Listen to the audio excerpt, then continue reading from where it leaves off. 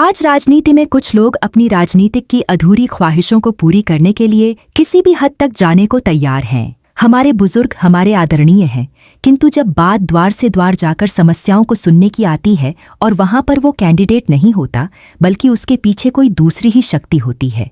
जब किसी वार्ड को महिलाओं के लिए आरक्षित किया जाता है तो उसका उद्देश्य साफ होता है, समाज में महिलाओं को नेतृत्व का अवसर देना, उन्हें सशक्त बनाना और नई सोच को आगे लाना। अब अगर सच में किसी का उद्देश्य अपने वार्ड के विकास के बारे में और वार्ड वासियों की सेवा करना ही हो तो और भी बहुत से रास्ते हैं। सेवा कार्य करने के जरूरी नहीं एक राजनीतिक मंच ही चाहिए हो।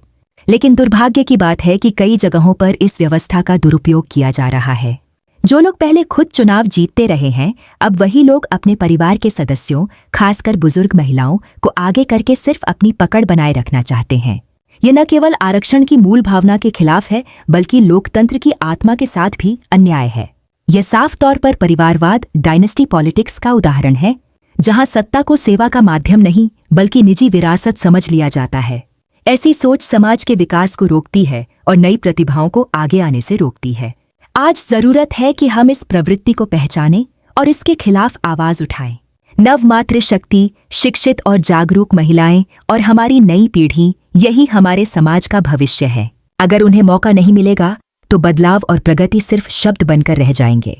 अब समय आ गया है कि हम सिर्फ नाम के बदलाव नहीं बल्कि सोच के बदलाव की मांग करें।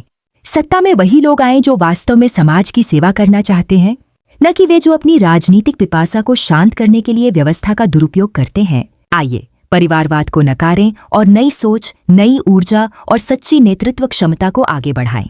यही समाज और लोकतंत्र के हित में सबसे बड़ा कदम होगा। इस परिवारवाद का पुरजोर तरीके से विरोध और नई सोच के साथ नेतृत्व करने वाली पीढ़ी को मौका, यही ध्येय होना चाहिए।